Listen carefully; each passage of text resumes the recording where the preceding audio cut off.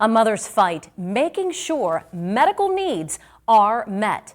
Would you fight for your kid to get the care he needs? Well, that is what a Venango County mom has been doing since she learned that effective this coming Sunday morning, the nurses that have been caring for her epileptic son at home for several years are no longer allowed.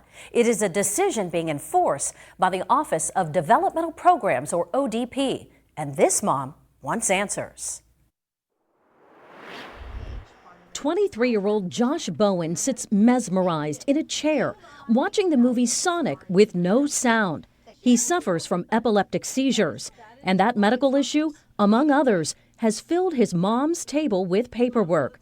She showed me papers from doctors and an individual support plan, or ISP, that indicate the extent of his epilepsy, frequent and severe, describing Josh to be closely monitored.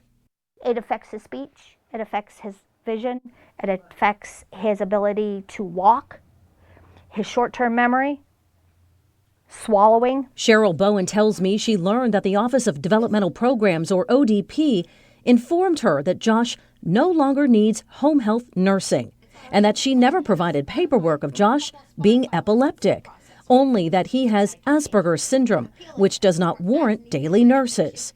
I read multiple documents indicating Josh's epilepsy diagnosis.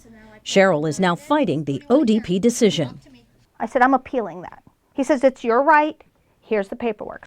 Yes, hi. I'm here to see Steve Campbell. So I went to the ODP office in Franklin and asked for who Cheryl says gave her the news.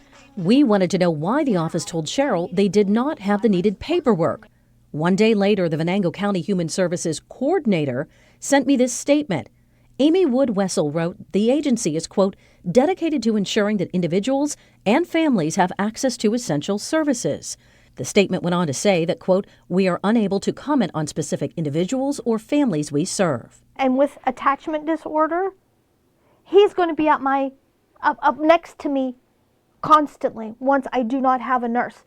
And while the family dog is protective of Josh, I can't transport him. I need my nurses. How am I going to go to work to make money to keep this house? With the price of everything going up, there's no way. I just want, my son needs the help. I want him to have that. For now, Cheryl says Josh remains on 5 epilepsy medications. But the mom and son capitalize on good moments as Cheryl continues the appeal process to fight for the medical needs of her son. And I will do whatever I can to keep him home. Well, here's a lot of songs. Look at you.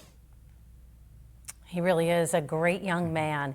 And we want to say that today, after 5 years, is the last day for Josh's daytime nurse. I was told both the nurse and Josh cried when they talked about it.